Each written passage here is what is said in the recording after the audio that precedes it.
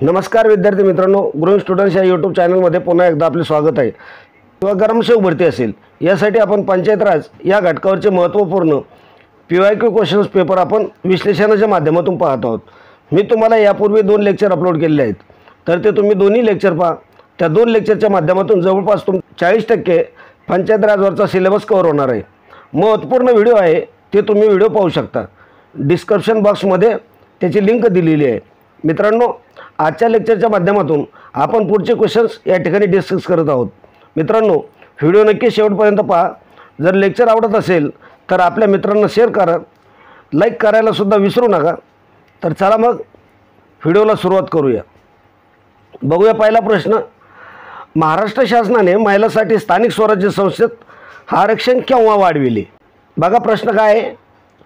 महाराष्ट्र शासनाने महिलांसाठी स्थानिक स्वराज्य संस्थेत आरक्षण केव्हा वाढवले?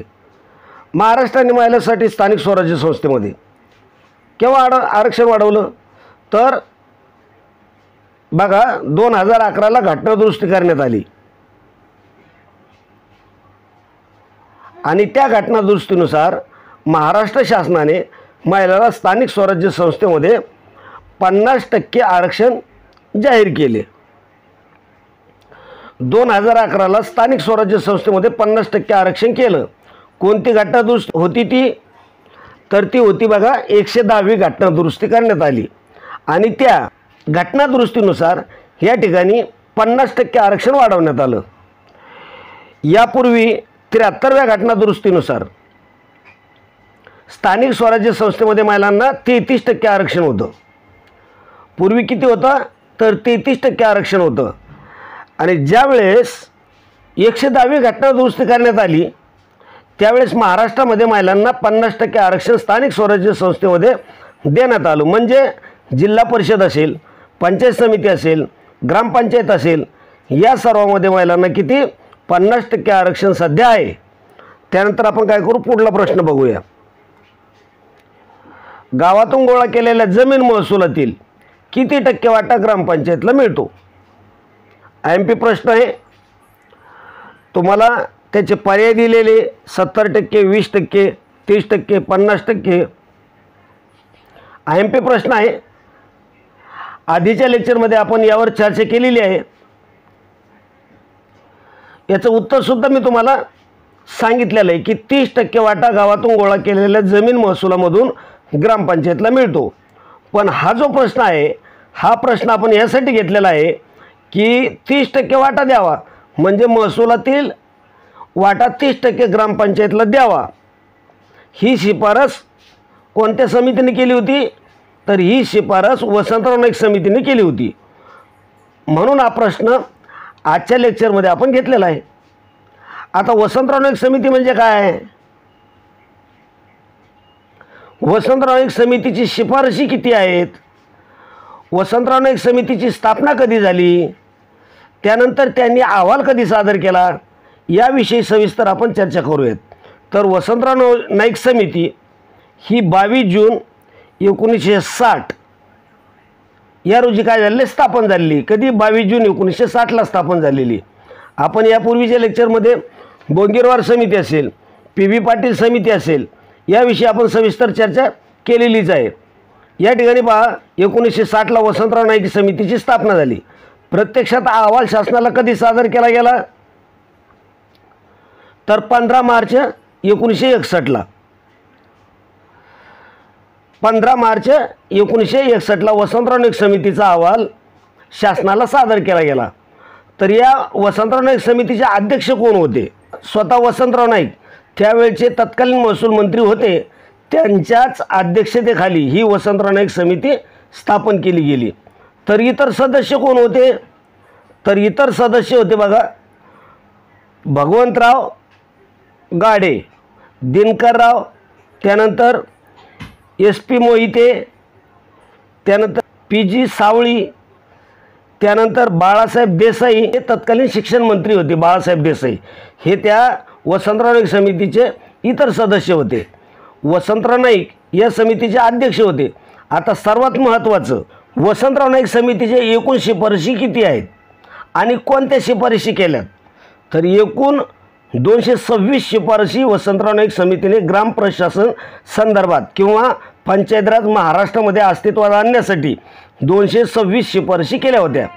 त्यापैकी आपण काही महत्त्वपूर्ण शिफारशी या व्हिडिओच्या माध्यमातून किंवा या लेक्चरच्या माध्यमातून डिस्कस करूया। पहिली शिफारस आहे बा, महसूल विभागाची ग्रामपंचायत व जिल्हा परिषद यांच्या 30 ते 70% प्रमाणात विभागणी करावी। काय पहिली शिफारस? महसूल विभागाची ग्रामपंचायत व जिल्हा परिषद यांच्यात 30 ते 70% प्रमाणात विभागणी करावी। 30 ते 70% प्रमाणात विभागणी करावी कशाची? महसूल विभागाची। त्या ठिकाणी विभागणी करण्यासंदर्भात सांगितले आणि ही शिफारस महाराष्ट्र शासनाने स्वीकारलेली आहे। त्यानुसारच महसूल विभागातील 30% भाग हा ग्रामपंचायतीला दिला जातो। त्यानंतर महसूल विषयक जबाबदारी ग्रामपंचायतीवर सोपवावीत। महसूल विषयक जी काही जबाबदारी आहे ती ग्रामसेवक व ग्रामपंचायतीवर सोपवावी अशा प्रकारे त्यांनी शिफारस केली होती। त्यानंतर चौथी शिफारस आहे 1000 ते 20000 लोकसंख्या दरम्यान ग्रामपंचायत स्थापन करावी। किती? 1000 ते 20000 लोकसंख्येच्या दरम्यान काय ग्रामपंचायत स्थापन करावी अशी शिफारस वसंतराव नाईक समितीने केली होती, पण ही शिफारस महाराष्ट्र शासनाने स्वीकारलेली नाही। त्यानंतर पाचवी शिफारस असेल पंचायत राज व्यवस्था त्रिस्तरीय असावी। ही शिफारस स्वीकारलेली आहे, पण त्यांनी काय सांगितलं होतं की त्यात जिल्हा परिषद महत्त्वाचा घटक असावा अशा प्रकारचे त्यांनी सांगितलं होतं, पण जिल्हा परिषद महत्त्वाचा घटक नाही। त्यानंतर मित्रांनो, राज्य शासन स्थानिक कार्यातून मुक्त व्हावे, म्हणजे राज्य शासनाने जे काही स्थानिक स्वराज्य संस्थेचा कारभार आहे त्यापासून मुक्त असावे अशा प्रकारची शिफारस केली होती। त्यानंतर सातवी शिफारस पहा, पंचायत राजमध्ये सदस्य प्रत्यक्ष निवडणुकीद्वारे निवडले जावेत। महत्त्वपूर्ण शिफारस आहे, यावर बऱ्याच परीक्षेमध्ये प्रश्न विचारला जातो। ह्या शिफारशीची अंमलबजावणी झालेली आहे। त्यानंतर मित्रांनो, आठवी शिफारस आहे जिल्हा परिषद सदस्य संख्या 40 ते 60 असेल। जिल्हा परिषद सदस्य संख्या किती असावी? 40 ते 60 असावी अशा प्रकारची शिफारस केली। सध्या जिल्हा परिषद सदस्य संख्या किती आहे? 50 ते 75 ही सध्या जिल्हा परिषद सदस्य संख्या आहे। त्यानंतर मित्रांनो, नववी शिफारस आहे BDO पंचायत समितीचा सचिव आणि प्रशासकीय प्रमुख असेल अशा प्रकारची शिफारस केली होती। ही शिफारस महाराष्ट्र शासनाने स्वीकारलेली आहे आणि पंचायत समितीचा जो काही सचिव असेल किंवा सध्या महाराष्ट्रामध्ये पंचायत समिती जी काही प्रशासकीय प्रमुख असतात ते BDO असतात, म्हणजे गट विकास अधिकारी हे पंचायत समितीचा प्रशासकीय प्रमुख असतो। त्यानंतर आपण पुढचा प्रश्न बघूया, महाराष्ट्र पंचायत राजची स्थापना कधी झाली? पर्याय बघा काय? 1 मे 1960, 1 मे 1961, 1 मे 1962, 1 मे 1965। तर याचं योग्य उत्तर काय असेल? याचं योग्य उत्तर आहे मित्रांनो तिसऱ्या नंबरचं, महाराष्ट्राने 1 मे 1962 रोजी पंचायत राजची सुरुवात झाली किंवा स्थापना करण्यात आली। 9वे राज्य आहे महाराष्ट्र पंचायत राज स्वीकारणारे। कितवं राज्य आहे? 9वं राज्य आहे। पहिलं कोणतं राज्य आहे पंचायत राज स्वीकारणारं? राजस्थान आहे। दुसरं कोणतं आहे? आंध्र प्रदेश आहे। मग राजस्थानमधील कोणत्या गावामध्ये पहिली ग्रामपंचायत स्थापन झालेली आहे हे आपल्याला माहीत पाहिजे, तर ते आहे नागोरी। नागोरी या ग्रामपंचायतपासून पंचायत राजची सुरुवात झालेली आहे। पंडित जवाहरलाल नेहरूंच्या हस्ते पहिली जी काय ग्रामपंचायत आहे नागोरी ग्रामपंचायत ही कुठे आहे? राजस्थानामधील। त्यानुसार पंचायत राजचा भारतामधील पाया रोवला गेला। याविषयी आपण पहिल्या लेक्चरमध्ये आपण चर्चा केलेलीच आहे। तर महाराष्ट्र राज्याची स्थापना कधी झाली? 1 मे 1960ला आणि पंचायत राजची स्थापना केली 1 मे 1962 रोजी। महाराष्ट्र हे पंचायत राज स्वीकारणारे कितवं राज्य आहे? 9वं राज्य आहे। त्यानंतर आपण काय करू? तिसरा प्रश्न बघूया, पंचायत समितीचे अंदाजपत्रक कोण मंजूर करते? ग्रामपंचायतचे अंदाजपत्रक कोण मंजूर करतं? आधीच्या लेक्चरमध्ये आपण हे पाहिलेलं आहे। जिल्हा परिषदचं अंदाजपत्रक कोण मंजूर करतं? स्थायी समिती करते, कवित्त समिती करते। ते तुम्ही मला कमेंट बॉक्समध्ये कमेंट करून सांगा। आधीच्या लेक्चरमध्ये आपण स्थायी समितीविषयी म्हणजेच जिल्हा परिषदची जी काही महत्त्वाची स्थायी समिती आहे त्या स्थायी समितीविषयी आपण सविस्तर चर्चा केलेली आहे। तुम्ही ते लेक्चर पहा। जर तुम्ही लेक्चर सिरीज पाहत असाल तर 100% तुम्हाला पंचायत राजवरचा एकही प्रश्न तुमच्या परीक्षेमध्ये मिस होणार नाही। पंचायत समितीचे अंदाजपत्रक कोण मंजूर करतं? तर पंचायत समिती, राज्य सरकार, विधान परिषद की जिल्हा परिषद. तर याचं योग्य उत्तर काय आहे मित्रांनो? पंचायत समितीचं अंदाजपत्रक हे जिल्हा परिषद मंजूर करतं. आर्थिक वर्षाचे अंदाजपत्रक मंजूर करण्यासाठी विहित तारखेपूर्वी पंचायत समिती आपल्या अंदाजपत्रक जिल्हा परिषदच्या स्थायी समितीकडे पाठवलं जातं आणि जिल्हा परिषदच्या अंदाजपत्रकाचाच एक भाग बनतं. म्हणजे जिल्हा परिषदचं जे काही अंदाजपत्रक आहे त्याचं अंदाजपत्रकाचे काही भाग पंचायत समितीचं अंदाजपत्रक बनतं आणि ते दोन्ही म्हणजे जिल्हा परिषदचं जे काही अंदाजपत्रक आहे ते अंदाजपत्रक आणि पंचायत समितीचं अंदाजपत्रक हे दोन्ही अंदाजपत्रकाला एकदाच स्थायी समिती काय करते? मंजुरी देते. दोन्ही अंदाजपत्रकाला एकदाच मंजुरी स्थायी समितीच्या माध्यमातून दिली जाते. त्यानंतर पुढचा प्रश्न पहा, महाराष्ट्रात एकूण किती जिल्हा परिषद आहेत? सध्या महाराष्ट्रामध्ये एकूण किती जिल्हा परिषद आहेत? पर्याय बघा 32, 35, 36, 34. महाराष्ट्रामध्ये सध्या 34 जिल्हा परिषद आहेत. 2022-23 मध्ये महाराष्ट्राचे आर्थिक अहवाल पाहणे याविषयी तुम्हाला सविस्तर अभ्यास करणं गरजेचं आहे.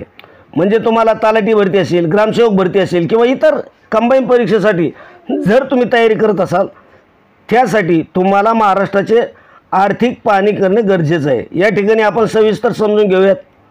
या ठिकाणी पहा, महाराष्ट्राच्या आर्थिक पाहणीनुसार 2022-23च्या जिल्हा परिषदे किती आहेत? तर एकूण 34 जिल्हा परिषद आहेत. तर ग्रामपंचायती किती आहेत? 27,832 ग्रामपंचायती आहेत महाराष्ट्राच्या. किती? 27,832. मग पंचायत समित्या किती आहे? तर 351 पंचायत समिती आहे. किती? 351. त्यानंतर नगर परिषदा किती आहे? तर 241. त्यानंतर महानगरपालिका एकूण किती आहे? तर महानगरपालिका एकूण आहे 27.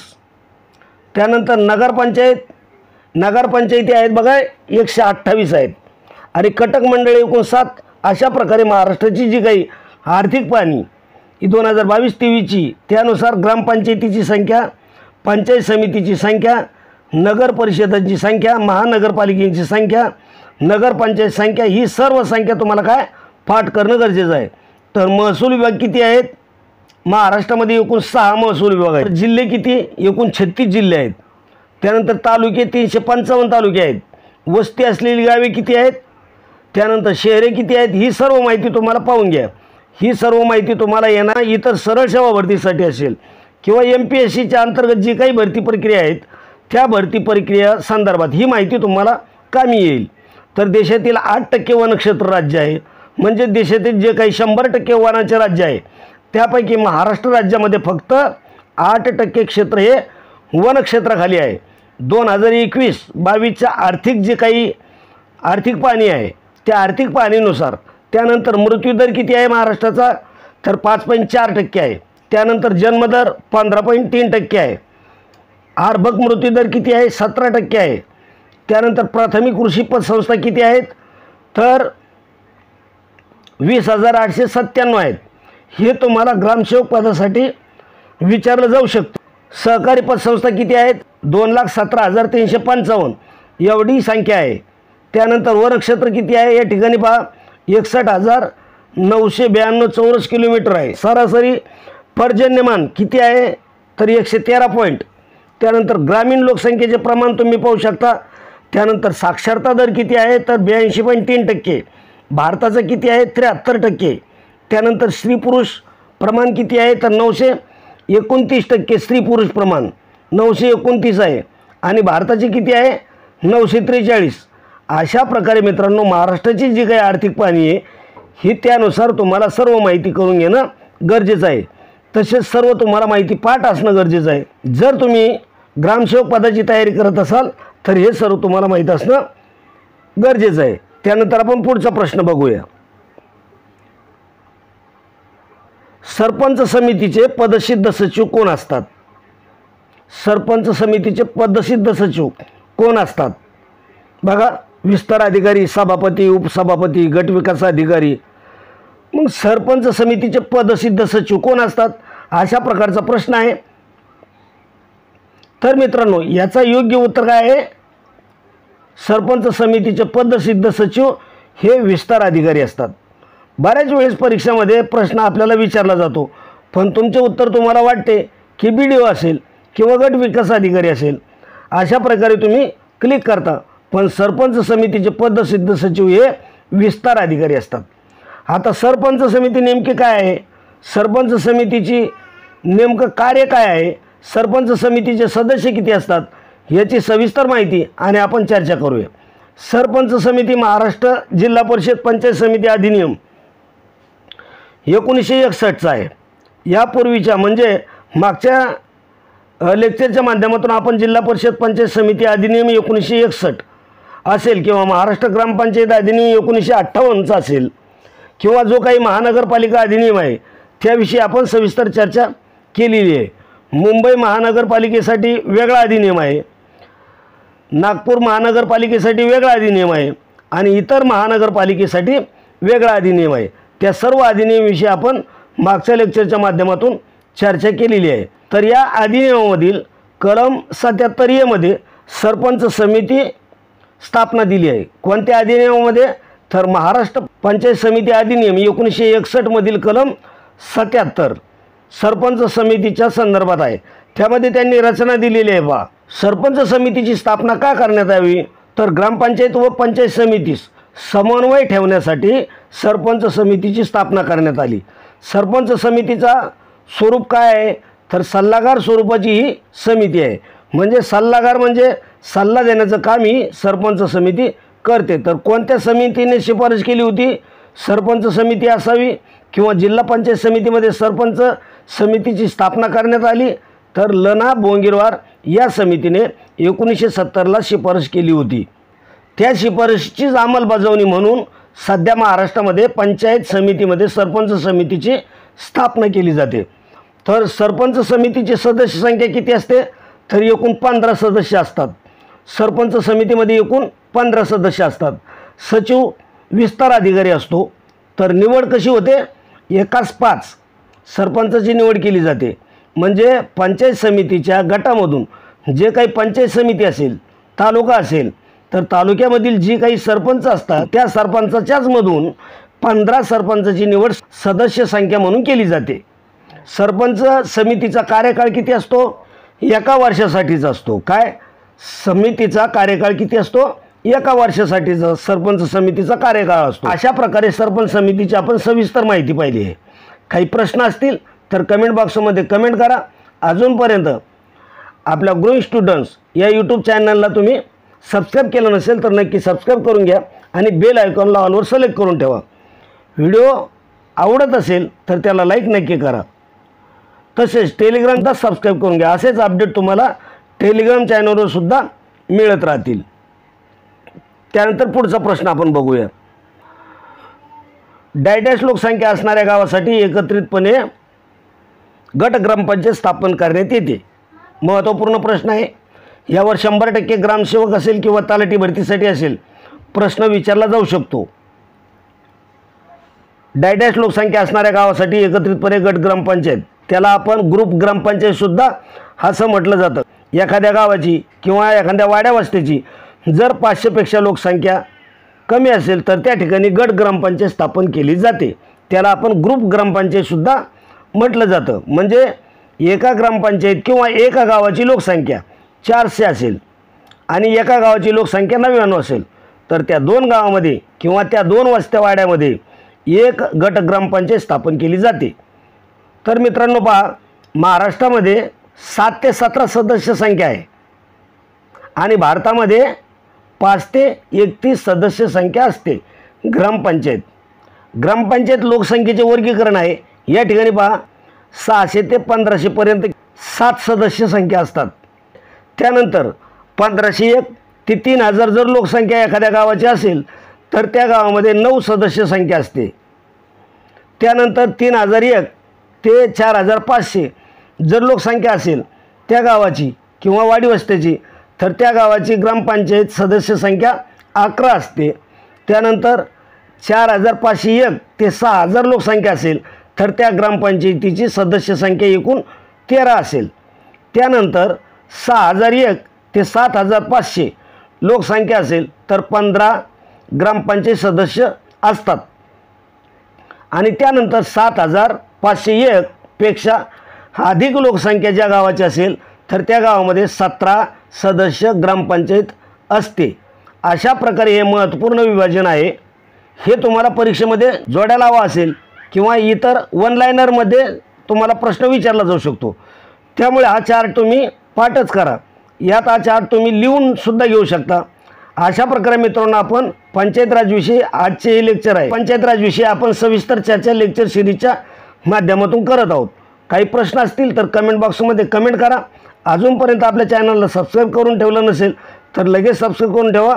असेच अपडेट तुम्हाला या ठिकाणी भेटत जातील। पुढचा प्रश्न आपण लगेच बघूया। बळवंतराय मेहता कमिटीने शिफारस केलेल्या पंचायत राज व्यवस्था डॅश स्तरीय आहे। बळवंतराय मेहता कमिटीने शिफारस केलेली पंचायत राज व्यवस्था किती स्तरीय आहे, म्हणजे डॅश स्तरीय आहे अशा प्रकारचा प्रश्न विचारला आहे। त्यानंतर 3 स्तरीय, 2 स्तरीय, अनेक स्तरीय की 1 स्तरीय असे पर्याय तुम्हाला दिलेले आहे। मित्रांनो याविषयी म्हणजे बळवंतराय मेहता समितीची माहिती आपण आधीच्या लेक्चरमध्ये डिटेल्समध्ये पाहिलेली आहे।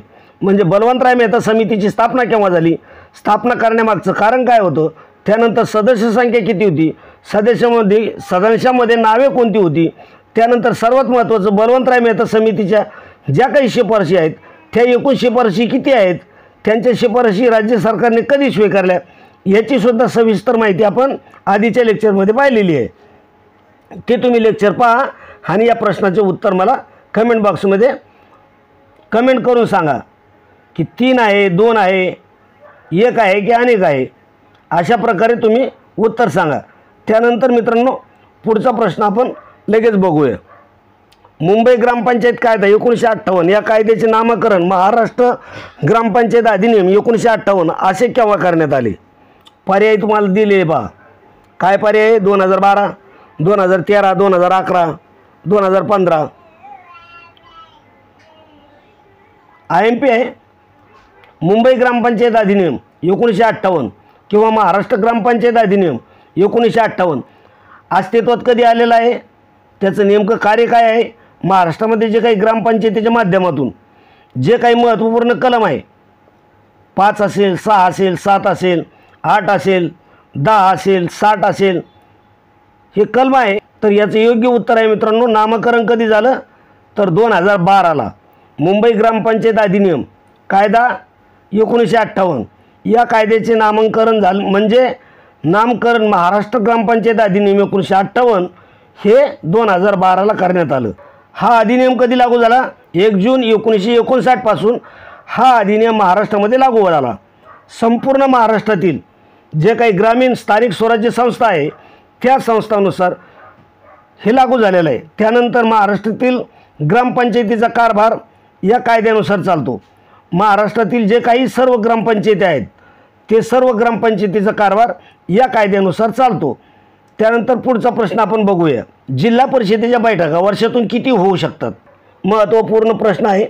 आता यामध्ये तुम्हाला मित्रांनो काय पाहणं गरजेचं आहे, ग्रामपंचायत बैठका किती होतात, त्यानंतर पंचायत समितीच्या बैठका किती होतात, जिल्हा परिषद एकूण किती बैठका होतात, हे तिन्ही तुम्हाला काय पाठ करणं गरजेचं आहे। तुम्ही ग्रामसेवक असेल, तलाठी भरती असेल, कंबाईन सेवाची भरती असेल, याची जर तयारी तुम्ही करत असाल तर तुम्हाला अशा प्रकारे लिंकिंग अभ्यास करणं गरजेचं आहे। जिल्हा परिषदेच्या वर्षातून बैठका किती होऊ शकतात? हव्या तितक्या वेळा होऊ शकतात।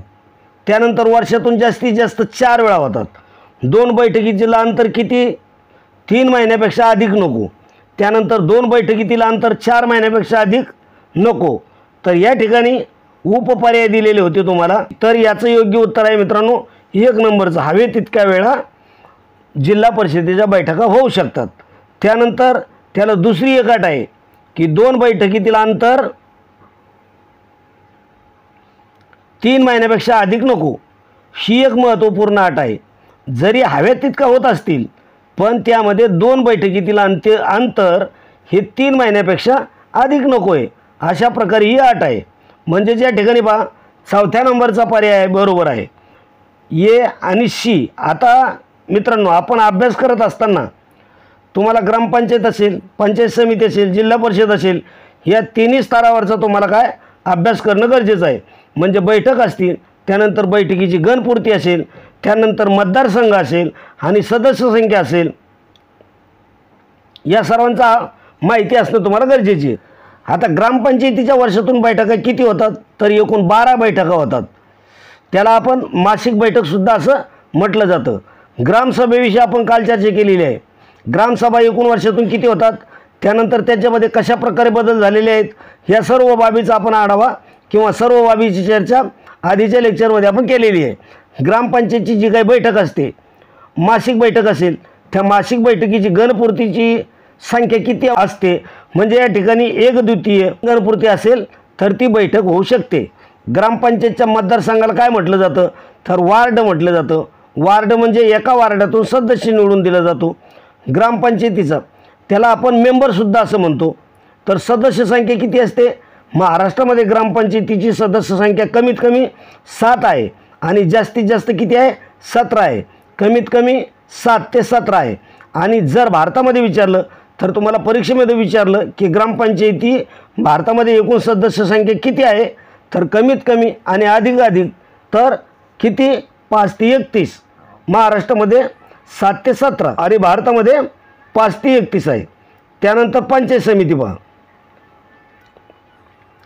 पंचायत समितीच्या बैठका वर्षातून 12 होतात. त्यानंतर गणपूर्ती संख्या 1/3 असते. त्यानंतर मतदारसंघाला काय म्हटलं जातं, तर गण म्हणतात. म्हणजे पंचायत समितीचा गण असतो. गणामधून एक पंचायत समितीचा सदस्य निवडून दिला जातो. त्यानंतर सदस्य संख्या किती असते पंचायत समितीची, 12 ते 25 असते. किती, 12 ते 25. म्हणजे त्यामध्ये अनिश्चितता आहे, कमी अधिक प्रमाणात होऊ शकते. त्यानंतर मित्रांनो तिसरी आहे जिल्हा परिषद. जिल्हा परिषदेच्या वर्षातून 4 बैठका होतात. त्या अधिकसुद्धा होऊ शकतात, पण 4 बैठका घेणं गरजेचं आहे. त्यानंतर गणपूर्तीची संख्या किती आहे, 1/3. 1/3 म्हणजे 1/3 आहे. त्यानंतर मतदारसंघाला काय म्हणतात, जिल्हा परिषदेचा गट असे म्हटले जाते. काय, गट. त्यानंतर त्या गटामधून जिल्हा परिषदेचा एक सदस्य निवडून दिला जातो. तर महाराष्ट्रामध्ये सदस्य संख्या किती आहे जिल्हा परिषदेची, तर 50 ते 75 पर्यंत. ग्रामपंचायत असेल, पंचायत समिती असेल, जिल्हा परिषद असेल, या सर्व घटकाचा म्हणजे बैठक असेल, गणपूर्ती असेल, मतदारसंघ किंवा वार्ड असेल, सदस्य संख्या असतील, हे सर्व तुम्हाला पाठ करणं काय आहे, गरजेचं आहे. काही प्रश्न असतील नक्की कमेंटमध्ये कळवा. अजूनपर्यंत आपल्या ग्रोइंग स्टुडंट्स या यूट्यूब चॅनलला तुम्ही जर सबस्क्राईब केलं नसेल तर सबस्क्राईब करून घ्या. आणि जर लेक्चर आवडत असेल तर त्याला नक्की लाईक करायला विसरू नका. त्यानंतर मित्रांनो आजच्या व्हिडिओमध्ये आपण याच ठिकाणी थांबणार आहोत. व्हिडिओ जर आवडला असेल तर त्याला आपल्या दोस्त मित्रामध्ये शेअर करत चला. व्हिडिओला लाईक नक्की करा. आणि चॅनलवर पहिल्यांदाच जर आले असेल तर आपल्या चॅनलला नक्की सबस्क्राईब करून घ्या. तर भेटूया उद्याच्या व्हिडिओमध्ये अशाच प्रकारे महत्त्वाचे पॉईंट घेऊन. तोपर्यंत जय हिंद, जय महाराष्ट्र. पूर्ण व्हिडिओ बघितल्याबद्दल धन्यवाद मित्रांनो.